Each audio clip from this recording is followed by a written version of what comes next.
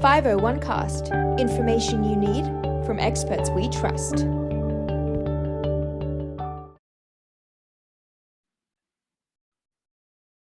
Hi, everyone. My name is Emma Bennett. I'm an account manager with Nonprofit Resources. Excited to introduce our guest today for the 501 cast, Tim Altbaum with Vario Productions. And we're here to talk about the future of events. There's a lot going on with events. People are deciding between in-person, virtual, or hybrid, and trying to know what is right for your organization can be a challenge. So we're here to share some information. Tim has a lot of experience in this. And so Tim, welcome. Thank you so much for joining us today. Thank you, Emma, and thank you for having me here. It's a pleasure to be able to share my knowledge. Wonderful. Well, can you first start off by introducing yourself a little bit and also explaining all these different letters, the alphabet soup, I think you called it, behind your name? Yeah, well, my philosophy has always been that if you want to get to know your clients, you should really walk a day in their shoes. So a lot of these credentials were credentials that I sought after to make sure that I could really understand what meeting planners were going through in different industries. So CMP, Certified Meeting Planner, that one's fairly commonly known. A lot of folks that are in this business have been CMPs or they've studied to learn more about the meetings field. CSEP is a Certified Special Event Producer. Basically know how to throw a big party, I guess, if you want to call it that. And HMCC is this healthcare certificate, so understanding the different rules and regulations in the healthcare compliance market. And then CMM is kind of like the master's degree for a certified meeting planner. It stands for Certified Meeting Manager. So many of our clients are meeting planners with years and years of experience. So the CMM is a similar type of degree to replace, which you'll never be able to replace years of experience, but to get me as close to that as possible. So, and I've been in the business now for about 22 years. So I guess you could call me experienced as well. Wonderful. So how did Vario come to be? And can you explain a little bit about what you do? Sure. So Vario started as an event production firm. Our official launch was in 2015, but I had my own business back in 1998 all the way through till today. So as Vario, we are known as a live event production team. So a customer comes to us, they want to produce a meeting, whether in person or now virtually and hybrid, they would come to us and we would find a way to get it done. That can be everything from helping them create the concept to providing the production equipment that's going to be physically on site, or training their presenters who are actually going to be presenting in a virtual world. So that slide you have up right there is pretty much a good circular understanding of what it is that we do. So we work with the client to help ideate, create their theme, innovate, decide what technology we're going to use to create their event, whether it's a hybrid, virtual, or it's in person, figure out how to integrate with some of the services they're already using, if they're using their own event platform, if they're using their own event team. And then, of course, we implement all of the good stuff we just created together. And once the event is over, we figure out what the ROI was, analyze it, decide if we want to do it again the same way and what we could do next time. Absolutely. So I'll keep this up, but I'm curious, since COVID-19 has, it's completely revolutionized like the way that we do business and especially the way we do events. What are some of the ways that your company has pivoted to kind of this new normal that we're now in? Sure. And, that's the big caveat for everybody is what did you do to survive the COVID-19 era? And for us, we were fortunate, and I hate to say that in such a downer of a pandemic, but we were fortunate in that we were already a technology forward company. So a lot of what we were doing was very tech focused. We did a lot of online meetings. We did a lot of virtual. Before it was really called virtual, it was just live streaming at that point. And so we already were doing quite a bit of that with our existing customers. And we have a graphics team that has technical experience. We have developers on our team that were pre-COVID. So what happened is when COVID came about, we were in a great position to succeed versus some of the other more traditional companies were a little bit behind the eight ball, I guess, if you want to call it that. So we've been fortunate, again, I use that word lightly, we've been fortunate to be able to pivot, everyone's favorite P word, in order to satisfy the virtual event needs of our customer, but also we've been producing hybrid events clearly all the way back till our first big hybrid in the COVID era was the first week of July 2020. So we've been providing hybrid as well as virtual and fully in-person events for our customers pre-COVID and during. Wonderful. And so kind of as we're transitioning, there's some skepticism about in-person events with this new variant. We're recording this in July of 2021. But what are some of the trends that you've been seeing this year, and kind of looking forward into 2022? What do you expect to happen with how events are going to be produced? Sure. And if I had a crystal ball, I'd be worth $1 million, because Yes. ultimately I could tell you exactly what you're going to do with your events department. But we've seen it go back and forth. We've seen people go full bore into virtual because they had the need to get together. We've seen people have huge virtual burnout and want to get everybody back in person again. And now we have people being very trepidatious about whether or not they're going to go back to full in person, or if they're always going to have their virtual plan in place. Because ultimately, with the Delta variant, with anything else that comes our way, we really don't know what's going to happen. So my opinion from the very beginning is that in-person events will never be replaced, and they will always have some kind of virtual component. Now, it doesn't mean that every single one of your meetings, from the general session to the breakouts to the evening events, will need to be broadcast to the world, but it does mean that you'll need to consider those folks who are unable to attend in person.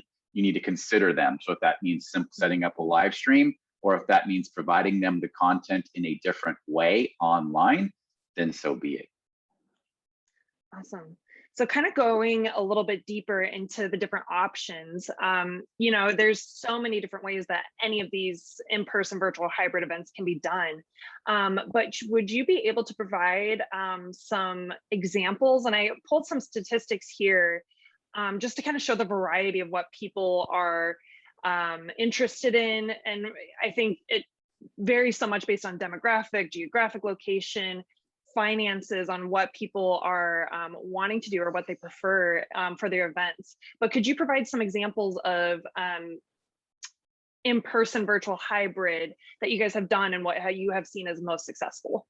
Yeah, and as you're showing stats here, I'm sure that this was taken in mid to late 2020, and these numbers are going to be updating monthly. And I bet if you took the pulse now here at the end of July of 2021, you'd see quite a bit variance from what people think is going to happen. But to your original question, it's great to understand the difference between what in-person means, what virtual means, and what hybrid means in an event production company's mindset. Because from a meeting planner standpoint or from a guest standpoint, they may actually define those differently. So an in-person event is easy because it's basically what we were used to doing pre-COVID. We are on site, on location at an event. Now, that doesn't mean that an in-person event can't also have a virtual component, therefore making it a hybrid meeting. So let me deep dive into each one of those. So an in-person meeting is what you're traditionally used to. As it relates to budgets, if you already had a budget to produce an in-person meeting, it doesn't necessarily need to change for what's happening right now to still be in person, with two caveats. We've got inflationary issues going on. We have labor shortages going on. So that right there is making it a challenge for folks to come in person. We have venue shortages as far as being available for meetings. Because what happened in the beginning of 2021 is everyone that pushed their meetings out of 2020 into 21 all of a sudden said, we got to have a meeting. So then they booked it for the fall of 2021. You could call 50 of the major hotels in the US and 49 of them will be fully sold out for the month of October. So you have inflationary issues, you have labor shortages. And so when it comes to your budget for an in-person meeting, the only other thing to consider then is, do you still have the budget to do this? And do you have the people to come? And will there be COVID-related measures that you need to pay for? Temperature screening and all kinds of testing and different things that can happen. So I said in-person was the easy one, but what's different about it is budgetarily, you may be paying for some services that you weren't used to paying for pre-COVID. So then you talk virtual, and just like you and I are on this webinar right now, virtual can be ran by a non-production company person. Last I checked, Emma, you don't work for Vario and you don't have your own production company, and yet you are in charge of this webinar and you're doing a phenomenal job. Point being is almost anyone can host virtual content. because we have tools like Zoom and WebEx and Teams. And so going virtual comes down to, what do I want to spend to make this higher level production value? Is it going to be Zoom, or is it going to be fully produced by a company and a team of people? So a virtual meeting has more reach, in my opinion, because you can produce them yourself if you'd like to do this on a budget, or you can hire a team like Vario and we can give you all the bells and whistles as if it was an in-person meeting, minus the smell of people next to you that didn't put on deodorant that morning. Sorry, a little crude, but my point is, in a virtual environment, it can be run by amateurs and it can be run by full professional companies, but you can sometimes get the same results. It's the journey on how you get there.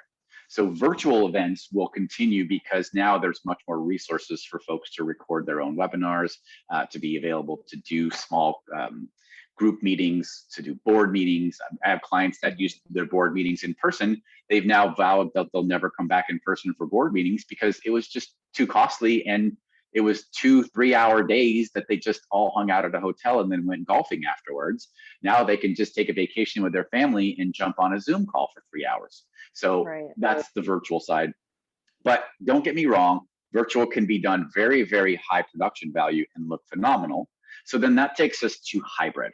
And hybrid, cost-wise, it can be very inexpensive because it can be your typical in-person event.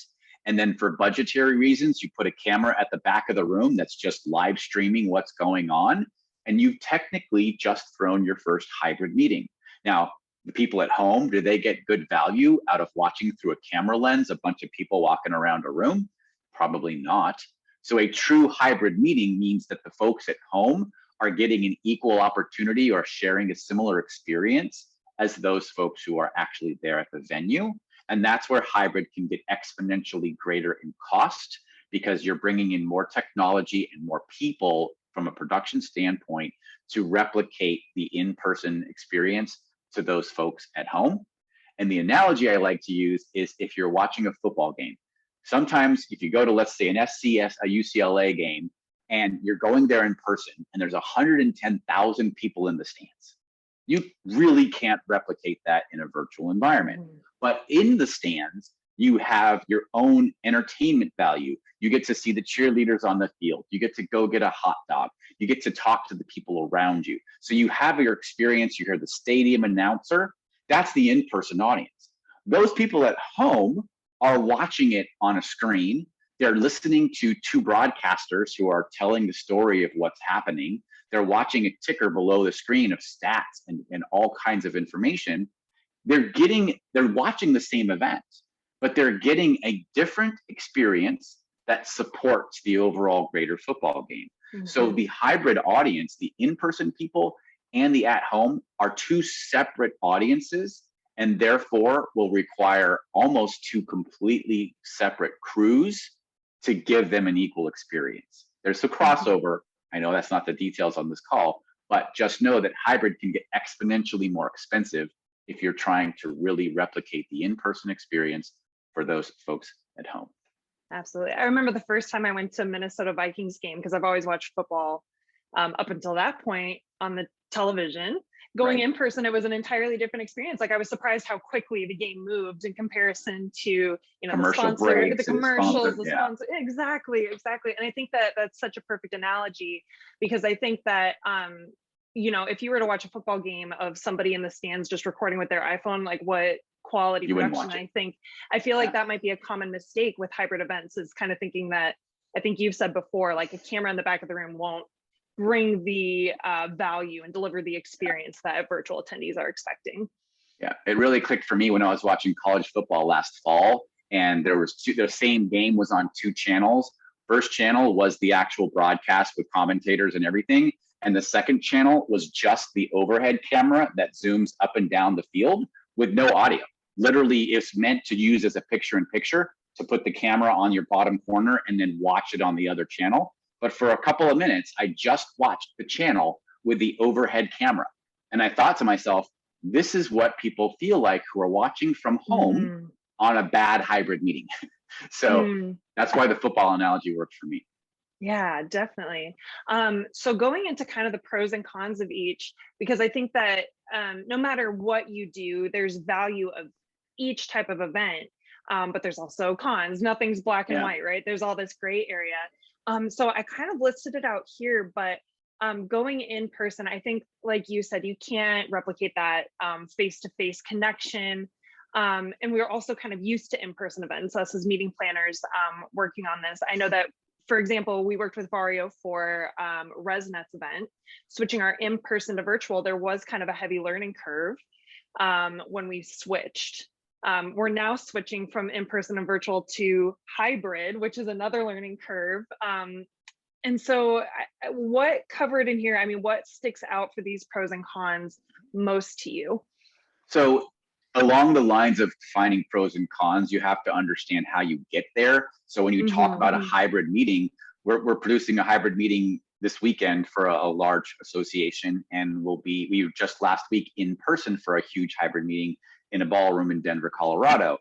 They were two different types of clients, corporate versus association. One event had their own event app. The other event relied entirely on an online platform. So when you think about the pros and cons, and I'll speak specifically to hybrid, you have to think about when you went to in-person meetings before there was a COVID-19, you had an app that you downloaded where you checked your schedule, you made sure that you were in the right place at the right time, but you didn't go on there to do video chats with people. You didn't go on there to, like have an exchange of commentary with other folks. You really went on there to check your schedule. Well, fast forward to today's in-person events, that app that you normally would have now needs to have abilities to talk to the people who didn't make it out there, right? When you truly want to go hybrid, how do I connect to those folks at home? I'm not just using the app for my calendar anymore. I'm actually using the app to communicate with folks who are at home. So the reason why I'm bringing that up is as you talk about the pros and cons of in-person, virtual, and hybrid, the number one con to a hybrid is if you don't have the right technology. Because if you don't have the right technology for the app, for the conversation, for the online platform, you're going to give folks at home a poor experience. But that's where the additional staffing comes in, the actual making sure you pick the right technology that can translate what's happening in person to those folks who are at home. One way that we did that in our event in Denver is the MC who was responsible for the in-room MC aspect. In the breaks, he actually would come backstage and would record spots, almost like commercials, to get the audience at home excited and revved up about seeing the next session. Some of those were recorded and some of them were live. And you saw people piling in and out of the room behind him while he was making these announcements for the virtual audience at home. So that actually connected the virtual folks to the in-person. And just going right down your list, I'm not going to reiterate every one of your bullet points, but we are human. We like to be in person. We definitely can absorb content easier when we're there and we can walk up to the presenter and ask him or her, what did you just talk about? I didn't catch that. And definitely travel. People love to travel. People plan their entire summer around a conference that they go to every year, right? But of course, you have the safety factors. You have all those issues. And in this world right now, you have this challenge where event organizers do not want to take away from their in-person audience by offering a virtual or an online solution, because then it will disincentivize people from traveling.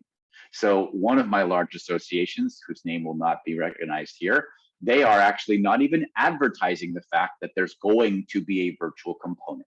They are going full bore. This is an in-person meeting. We want to see you there. In their back pocket, they've already been planning with us, building out their platform, getting it ready to be hybrid.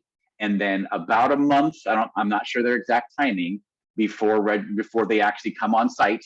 And when registration is almost closed for in-person, they will be releasing the fact that there will be a virtual component now, or hybrid in this case. Now, it won't be as fully robust as those people who are in person, but at least it gets the initial 75%, 80% of registrants committed to coming in person before letting them know that there's going to be a virtual or a hybrid option.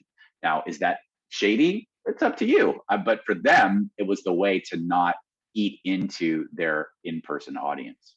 Right, right. And that was a question that we were faced with too. Like, is a virtual event going to cannibalize the attendance of our in-person? That's really interesting, that marketing effort. I think that it's really important for meeting planners to be very clear on the objectives for each. Like, you have to treat a hybrid event, in my opinion, as like two separate entities. Like, Yeah. what's the value bringing for in-person? What's the value bringing for virtual? And that kind of falls into these pros, right? I see the virtual aspect more like content, educational, ease of access, more affordable, and in person is that real like networking, just that ability to travel, visit a venue, highlighting the places in the city that you're going to be visiting. And I would dissuade meeting planners from going by the philosophy of, well, if I have the in-person folks there and we record everything, then we will disincentivize the virtual attendee by saying to them, you don't get to watch all of this material live. You only get to watch it once it's been recorded, because then they might as well just watch webinars. And so I would never say that that should be a marketing tool. Like, if you come in person, you'll see it live. If you're at home, you'll watch it recorded, because the whole point of giving the hybrid attendee, the virtual person at home, equal say is allowing them to participate in the discussion that's happening online via the chat module. If you tell them, sorry, all the chat's going to be closed and all of the Q&A is going to be over by the time you get to watch this content, I think your adoption rate for those people paying to attend virtually will go way down, because there still has to be that incentive of, at least they get to watch it live. At least I can be part of the action. The minute you tell them that you're going to be able to see everything on demand, in my experience over the last 16 to 18 months, your viewership goes way down, because the excitement of it being live has gone. And with our virtual event that we did for a client previous this year, we did what you called it Simulive, where you kind of avoid the technology issues that might come up, or pitfalls. The pitfalls of technology with pre-recording but streaming it as if it's live. So kind of creating that live. I like your point on that, because I think that it does take away the excitement if you're just saying like, oh, here's the videos. And we've seen, even we have a huge library of on-demand sessions. Everybody was viewing them at first, and then as time goes on, people get busy, their intention to watch those videos kind of decreases. And for a totally virtual event, Simulive is a perfect solution, because you reduce the risk of a presenter's video dropping out during their presentation. You reduce the risk of them flubbing their words or saying something inappropriate. You can always re-record it, but then give the attendee at home, where for that first 40-minute presentation, you're not going to be interrupting the presenter anyway. So it doesn't really matter if that's pre-recorded or not, and let them fire their questions at the presenter, so that the moment the simulated live version portion is over, the presenter is now live on the screen or the panel, and they can address all of those questions. So for a truly virtual meeting, absolutely, Simulive, I don't see a single downfall in doing it. But when you're hybrid and you're broadcasting from Denver, Colorado, you don't have a Simulive option. But I will tell you, we have another client for their breakouts.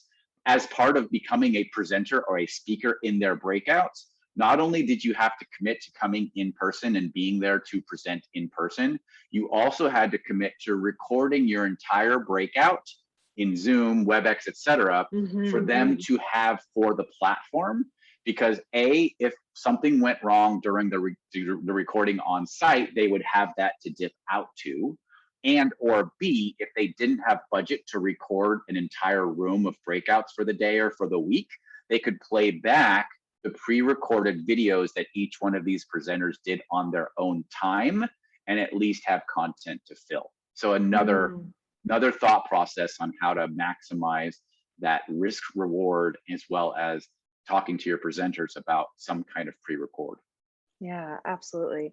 I think it's, like I said, it's not a one size fits all. How do you recommend deciding the right event for whoever's watching this, right? They're in charge of planning a meeting that's up in the air. And I've kind of created what our decision-making process is, kind of the 3 steps. But what is your advice when it comes to, getting that decision finalized?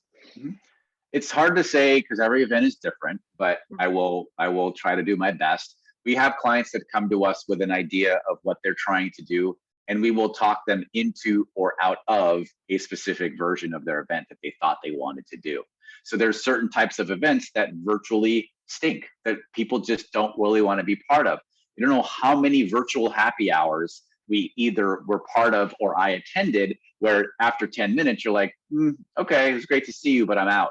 And versus a live cooking demo, that is a little bit more enticing than literally just a virtual happy hour where we're all sitting on here having cocktails together. It's fun, it's cool, but it's definitely not intriguing. So the content that you're delivering has a lot to do with whether or not it can be hybrid and or virtual. And I can get more specific if we have the time, but your three here is the survey of your attendees. I just literally took a survey today from a conference I'm supposed to be speaking at in September, where they're engaging everybody's tolerance for the Delta variant and whether or not they think there's going to be a lot of people there in person. So the cost benefit analysis is pretty huge on that, because if 50% of their attendees say, I'm not coming, guess what? That event just now became virtual or hybrid because they just lost half their audience. But also it's the type of presentation. I mean, when this first all happened, we had a big virtual event we did for a large corporate in July of last year, where we actually had live performances from Headline Entertainment. We did it virtually. Cost-wise, the headliner was pretty much the same price, whether we did her virtually, whether we wanted her virtually, or she actually had to fly out and we had to build the stage and all these other things. So yes, there were cost savings, obviously, but at the end of the day, it was an internal meeting and it was okay that it was virtual. So it really depends. Is it internal? Is it external? Are there customers on there or are there employees on there? Are we trying to sell a product? Like, are you making money on this event, or are you holding this meeting because it's part of your bylaws of your association? So it really comes down to that. And a lot of our association clients have continued to move forward with virtual because it's in their bylaws that they need to host 2 big meetings a year, and they just have to get it done. So they are finding a way. So we're doing a cost benefit to say, use Zoom for this portion, use a production company for that portion, because your budget won't support using a production company for the whole thing. And if you do Zoom for the whole thing, people are burned out. They might not want to attend. So you really have to weigh all those different options. Yeah, definitely. So our process when we decided to move hybrid for one of our clients, and even some clients that have decided only in person or only virtual, the survey is just a really great way to, decide on supply and demand. If you're going to be hosting a virtual event, but everybody wants to be in person, and vice versa. So creating that supply and demand, but the cost benefit analysis, I think to your point, people are good with virtual and we're now kind of all adapted to that. But at the same time, there is that level of fatigue where it's like, if you're just doing a Zoom room where everybody's kind of on camera, I think what Vario does an amazing job is creating, for our events, from what we've seen, just great production value, that it almost feels like you're watching network TV in a way of like keeping people engaged. And then the different tools and everything from your platform with forums and different entertainment options. The gamification features, I think, was the biggest hit for our virtual event, allowing people, incentivizing attendees to engage with the platform and win prizes. Yeah, and you hit on 2 amazing topics. That one is like producing a television broadcast. And when we first started moving over to virtual meetings, there was a severe labor shortage because gentlemen and ladies that were doing rigging or they were doing lighting, they didn't know video production. So a lot of our hires in the first few months of the pandemic were actually old broadcast TV people, because those were the folks that understand the production value of putting on something on your screen. It's different to produce a meeting for a screen than to produce a meeting for people to walk into. So that was your first point that you brought up, which I'm glad you did, making it look like a broadcast. And then the second part you brought up is the feature sets and getting folks involved. So anywhere you can do gamification or trivia or something that humanizes your event and makes them feel a part of it, that's really what's going to shine and make your event shine. And so when we first came out with gamification on our purpose-built platform, we made sure that it checked all the boxes for those that wanted to be competitive, as well as those that just really wanted to be participatory. because not everyone wants to win or has to win in order to be happy, but everyone wants to feel like they're part of something. Yeah, definitely. I think for our gamification, it was steadfast competition. Like everybody was, oh my goodness. We had like a max level of points and people met it on the morning of the third day of the conference. Oh, believe me, we almost had an issue. I've been on the tech support. Yeah, I've been on the tech support where people are like, I should have gotten 110 points for this and I only got 100. Can you please correct that? Like, okay. Yes, people care. And I think it's just a great way though, because when you're from home, you have that level of fatigue, like that level of engagement to keep you on the platform and engage with your content is so essential. Yeah, agreed. Yeah, and the president didn't announce. So I think for most organizations, having this as a board decision, I think is essential, right? As management, it's our job to guide the board to, achieve the mission. And so presenting the results in a really effective manner for the board to make the decision on their own, right? Showing the benefits of each, showing the pitfalls of each, and showing what the network actually wants. And then making that announcement. I think it's really important that attendees know sooner rather than later what's happening, right, but also communicating how it's going to happen. And I think our teams have worked together for producing like demos of what the virtual platform looks like, getting people excited and building that level of trust with the platform that they're going to get a similar experience as they would in person.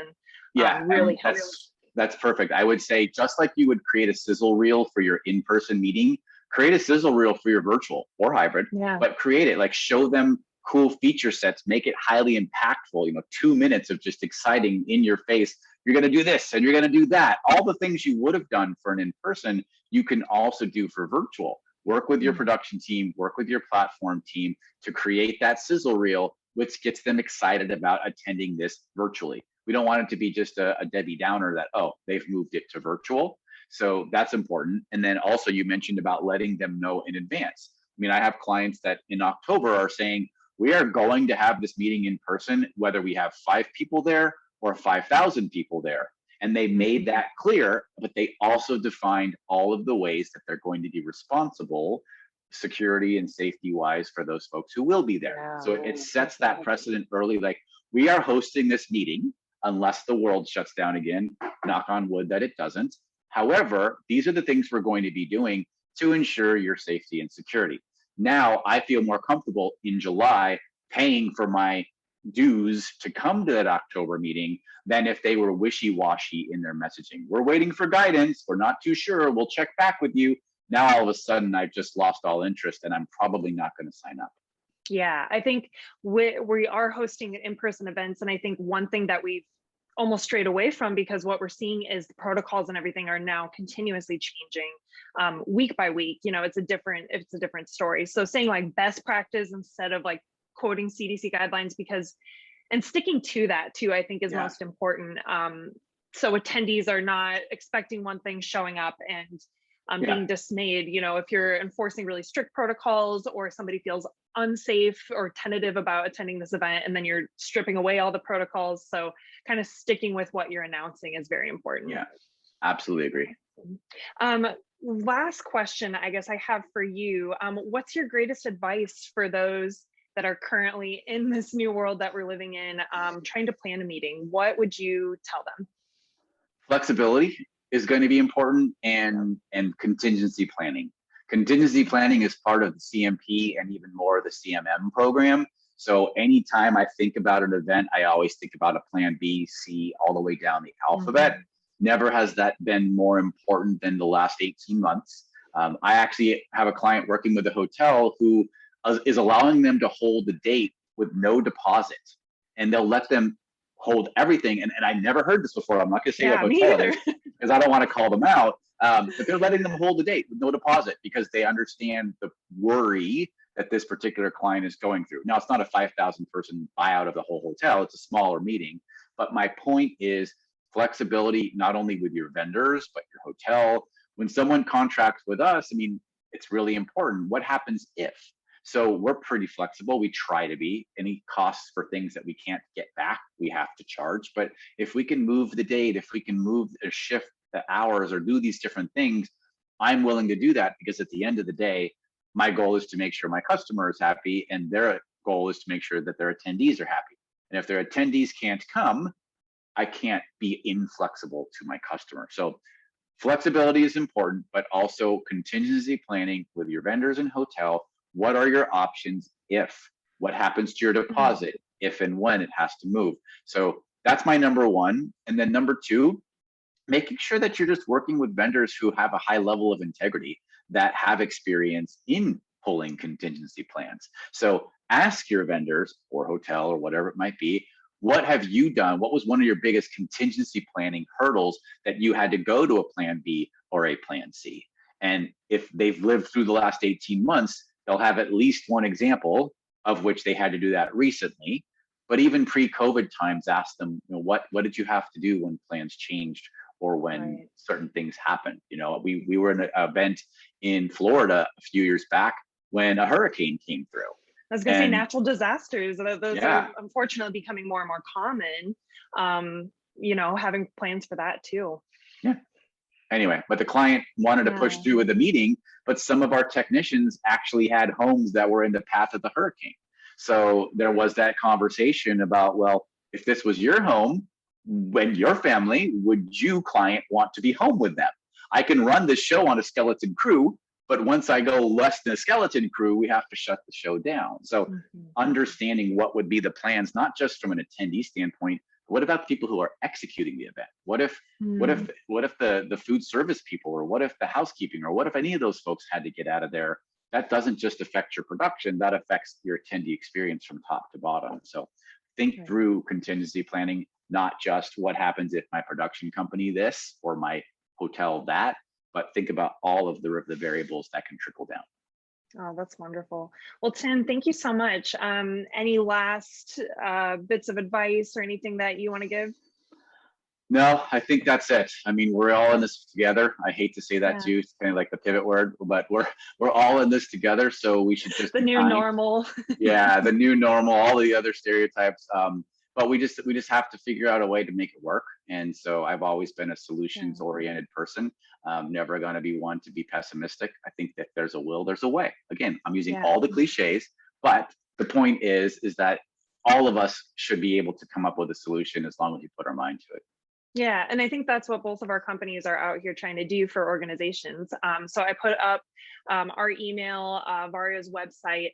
We cannot recommend Vario enough. You guys produced an amazing virtual event for us. We're very excited for what hybrid's going to look like and learning that together. And then from our end of things, just the going back to this decision-making process, we're here to kind of help with those resources as well. Of course, our recommendation is to work with Vario, because I think that you have scalable packages for what the budget would be. And I think to your point, your level of flexibility is off the charts. Like, you have just been a key example of making it work despite the circumstances. Well, and it's really great working with your team, because you are experienced planners and you have a similar thought process that at the end of the day, we want to make sure that we're producing a successful event. So we appreciate working with you and your crew as well, because there's a lot of synergy there.